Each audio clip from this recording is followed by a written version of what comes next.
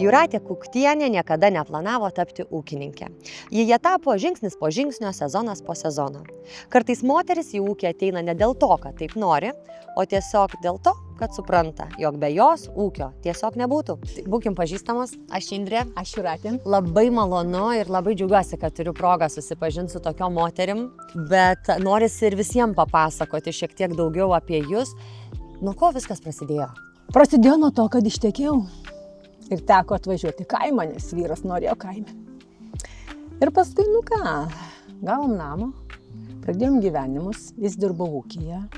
Vieną vakarą ilgai negrįžta. Negrįžta jisai. Dabar tai paskambintum, kur tu dingai? Negrįžta ir grįžta. Ir žinot ką? Su karve. Parsitempė karvę. Karvė, tai tada reikia ir šieno, reikia ir grūdų.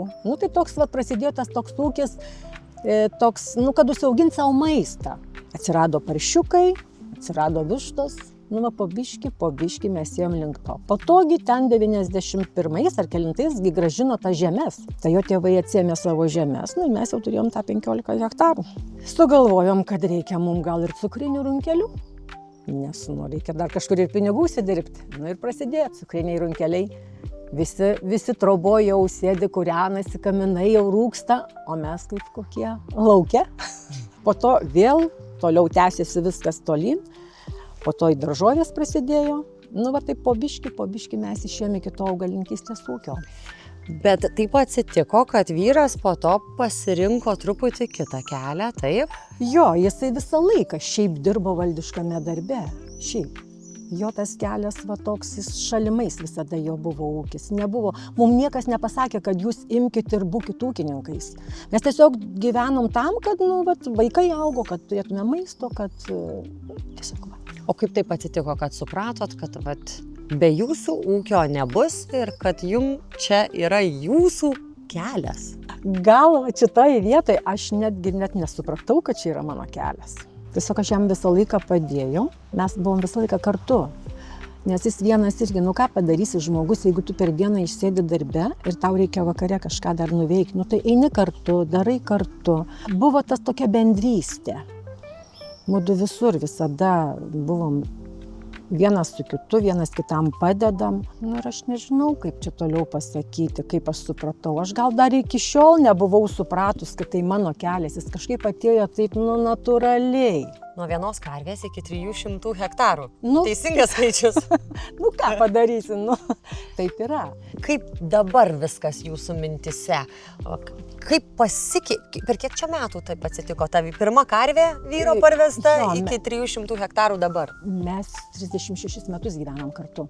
Tai praktiškai mes ir pradėjom tą gyvenimą, mes susitokėm ir pradėjom tą gyvenimą, tą tokį ūkišką gyvenimą. Tiesiog, suprantat, maisto tai nebuvo, ne? Pinigų tų nebuvo, kaip jau nebuvom. Tai kabinomės į tai, kad viską užsidirbti, turėti savo, kad vaikam turėtume visko, Ir kaip taip pasikeitė, kad finalas jūs esat visa kas ūkyje, taip? Ūkio atėjot padėt, o dabar jūs ir esat tas ūkis. Buvo taip iš tikrųjų. Kaip sakyti, jis grįždavo iš darbo ir lėkdavo naktim, padarydavo naktį tą darbą, kol tas ūkis buvo nedidelis, ne? Arba anksti ryte keldavosi. Po to jau vaikai tie paaugo ir jau aš galėjau dažniau jam padėti, bet dar aš niekur nesikišau, niekur. Tik tai vyriausias sūnus, jisai sako, jis padėdavo arti tėvui. Paskui sako, mama, aš jau išeinu į mokslus. Sako, o kas tėvui padės arti? Davai, tu sėdi į traktorių, žinai.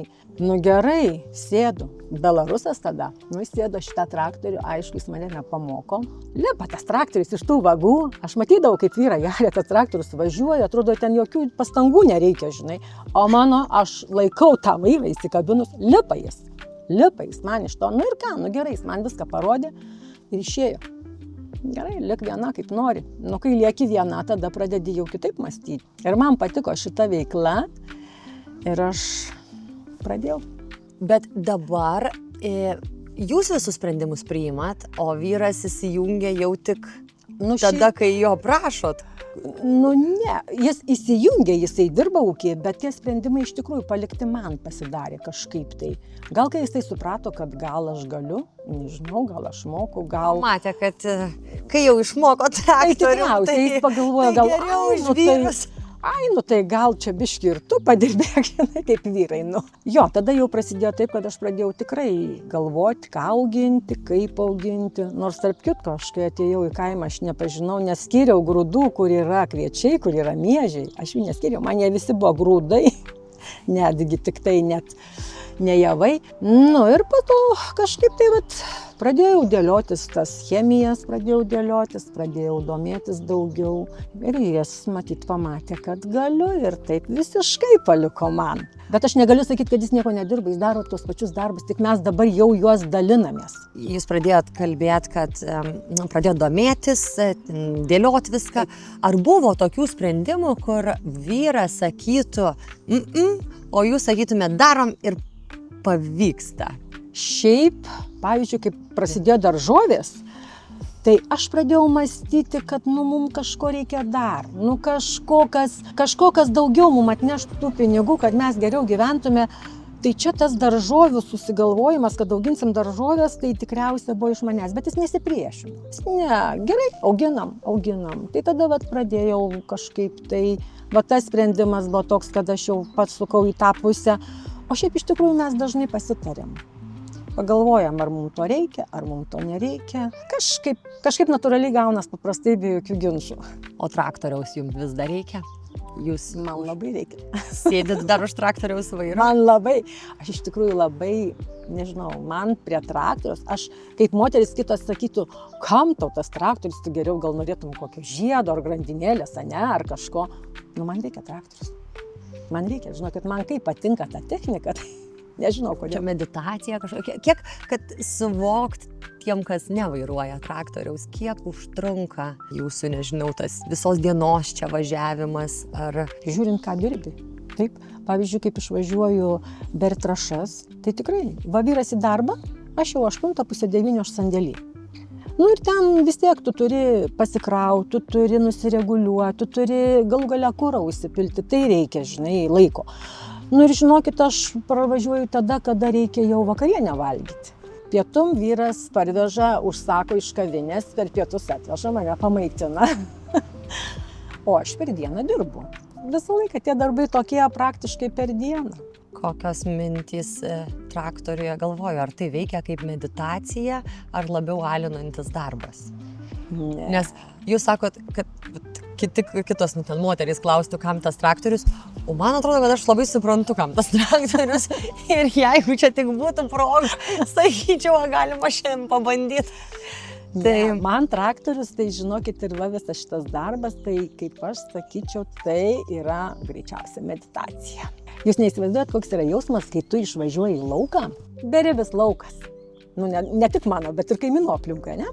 Ir tu važiuoji tam lauke ir tu matai, sakykim, saulėlydis tenai, jau jeigu ilgiau užtrunki, suskrenda paukščiai. Kaip gražu žiūrėti, kaip jie lesa ten tos sliekus arba renka peles. Paskui, kas dar man labai patinka? Man patinka iš tikrųjų būti vienai. Jūs neįsivaizduojate, aš kai važiuoju, tai aš dainuoju. Man taip gera. Labai jūs suprantam. Ką tik susipažinom su Jūrate, man labai panašiai. Aš irgi atrodytų, kad visi gyvenam gyvenimus, kur labai viskas aplinkui daug ir norisi žmonių. Iš tikrųjų, kartais taip gera vienam pabūti ir aš taip žiūriu, žaviuosi, nes galvoju, kad Lietuvos gamta yra beprotiškai graži, mūsų ūkiai labai gražūs ir čia romantika. Žiauri romantika, žinokit. Tikrai, kaip arti. Išvažiuoji ryte arti. Aišku, dabar jau keli metai neriam, jau dabar tie skutimai. Bet šiemet aš planuoju vėl pradėti arti, nes su žolėm nesusitvarkom iš tikrųjų. Ir kai būdavo prari ryte tą vagą, matai, kaip garuoja žemė. bet tas kvapas. Taip atrodo žmogus mylintis savo darbą ir tai, ką daro, mylintis Lietuvą, Lietuvos žemę. Taip, iš tikrųjų, taip, man kažkada vyras sakė, jeigu tu nori, gal einam tada į miestą, žinai. Nesakau, aš tikrai į miestą nenoriu. Aš nebenoriu grįžti į miestą, aš neturėčiau ką ten veikti. Čia yra mano gyvenimas, čia ir aš nieko nepakeiščiau kitaip, visiškai. Netrukus vis tiek aplankysim jūsų ūkį šiek tiek ir tą traktorių galėsim pamatyti. Galėsit Gal pavažiuoti? Gerai. Bet prieš atsistojant ir vykstant į ūkį, tik papasakokit, kokios dar atsakomybės gulant jūsų pečių, be ūkio. Dar yra ką nešt, ar šeima paleidė jūs rūpintis tik žeme? Ne, nu tai vis tiek, nu aš moteris, nu kaip bebūtų. Man atrodo, va čia yra mano karalystė. Čia yra mano namai, man norisi tos aplinkos. Be ūkio tai man liko dabar taip, vaikai užaugę, man liko namai, man liko, kad jie kvepėtų pyragais, kvepėtų maistu skaniai, kad būtų švaru, kad būtų gražu, nu, kad visiems būtų smagu čia grįžti. Tai čia yra jau dabar mano. O visom jaunom moterim reikia pasimokyti, kurios, aš kartais sakau, čia nieko nespėju. Užėjau pas jūs namus, taip tvarkinga, taip viskas prižiūrėta. Ir kai nori, tai viskas spėja ir pažiūrėjus į jūsų kiemą, aš suprantu, kiek laiko reikia. Viską Jūratė pati daro, sako, dar ir persodina ir keičia gėles, nes kažkaip augalai ne taip auga. Tai jis nuostabus pavyzdys, kad kai myli tai, ką darai, viskas aplinkui žydi. Taip, iš tikrųjų taip. Kai myli, ką darai, tai tau nei tu nervuojasi, nei tu pyksti ant kažko. Nu, tiesiog tu gyveni va tą gyvenimą tokį paprastą, lengvą, atrodo, kad ir sunku, pavargsti, bet jis tai lengva, žinokit, tikrai lengvas. Tu parvažiuoji vakare, tu toksai gera, tu padarai darbą, tu atsiputi, tu nepavargęs. Nu, galvos niekas neiškvaršina, kaip kokiam sėdėčiau biure. Jei toji miestietė pamatytų jūs šiandien, toji miestietė, kuri atvažiavo į kaimą, kuri į laukus, ką pasakytų savo? Miestietė gal tikriausiai išpūstų akis ir sakytų, o gal ir nieko nesakytų, nes nežinotų, ką pasakyti. Nes iš tikrųjų aš buvau ta miestietė, kuri, nu kaip namai išmokė, visada pasitempus, visada turi būti susitvarkius, visada buvo aukšti kulniukai. Nu aš gyvenime savęs nemačiau ir net nesvajojau, kad aš būsiu kažkur ūkininkė. Nu ne aš. Nu bet žinokit, man tai patiko čia iš tikrųjų ir manau, kad ta miestietė, nežinau, be žado gal liktų. Neturėtų ką pasakyti, nes jinai nesuprastų manęs. Važiuojam pažiūrėti ūkio. Nu, važiuojam. Va, čia sėdžiu, va čia reikia sėdėti moterims toliau. Kaip man čia pasisekė.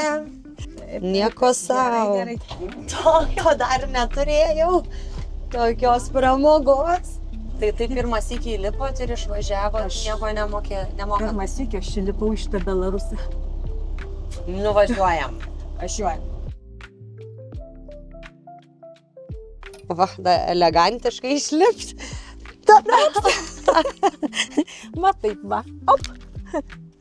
Taip čia skaitosi moterys iš traktoriaus.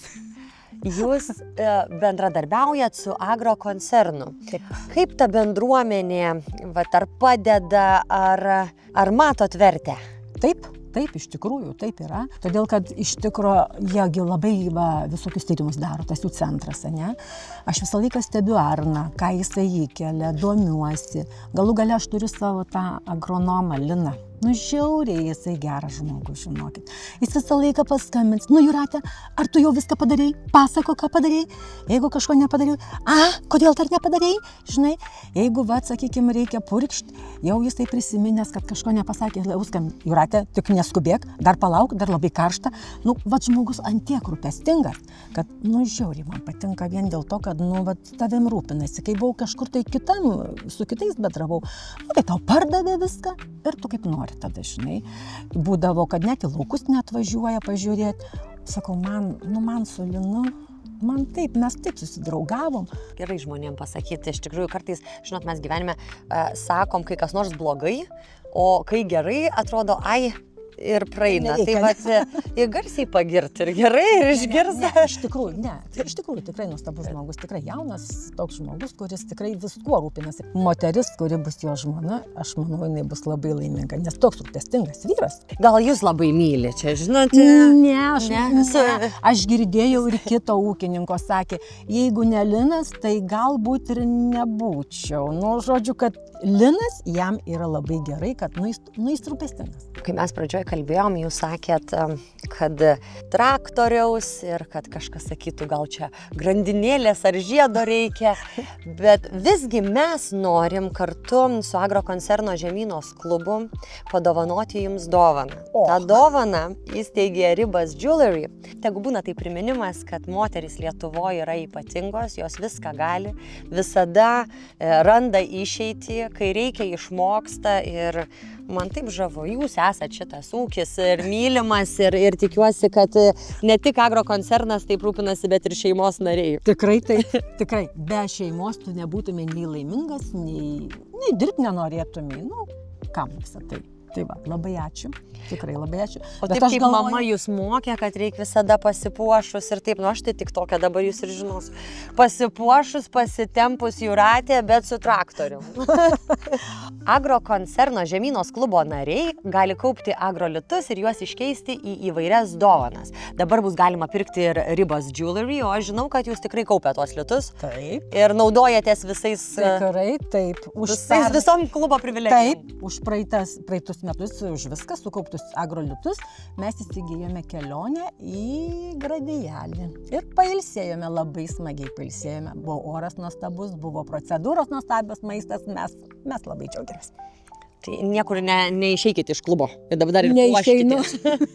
Neišeinu ir toliau kaupiam.